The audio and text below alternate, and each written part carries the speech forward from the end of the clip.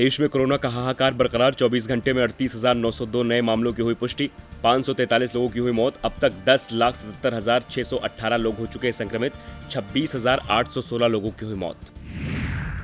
देश में कोरोना से बिगड़े हालात, अब शुरू हुआ community spread. Indian medical association hospital board of India के चेयरपर्सन डॉक्टर वी के मोंगा ने कहा, गांवों में फैल रहा है संक्रमण, काबू करना बेहद मुश्किल।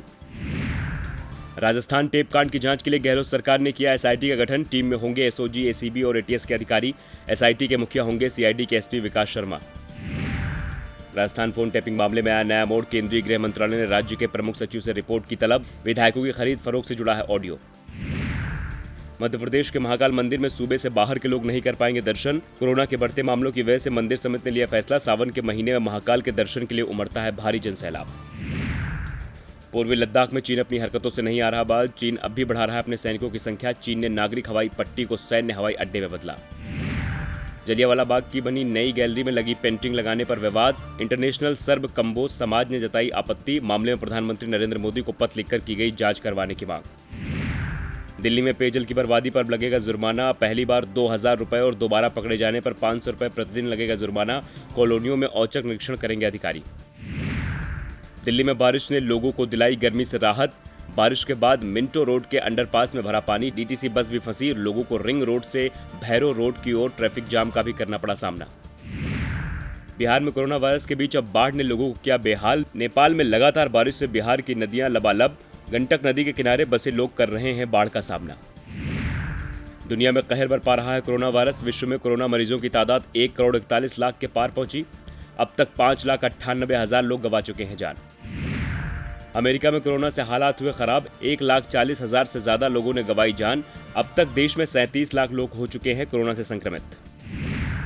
अमेरिका में राष्ट्रपति पद के चुनाव के संभावित उम्मीदवार जो बिडेन ने लगाया आरोप।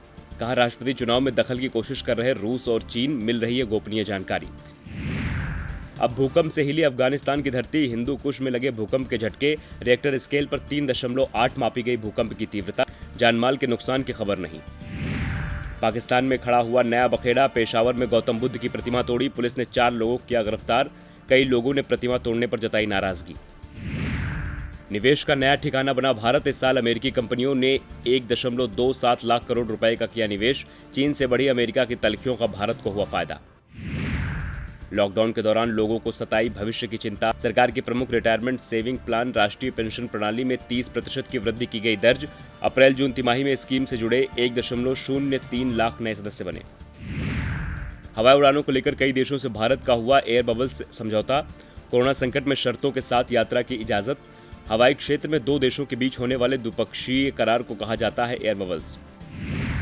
एचडीएफसी बैंक ने जारी किए तिमाही नतीजे।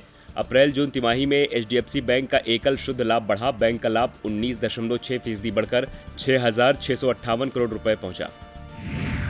एफएमसीजी की बिक्री कोरोना के पूर्व स्तर पर पहुंची। ग्रामीण मांग में तेजी की वजह से बदली स्थिति। जून महीने में ग्रामीण और शहरी दोनों ही जगहों पर एफएमसीजी उत्पादों की बिक्री में हुई बढ़ोतरी।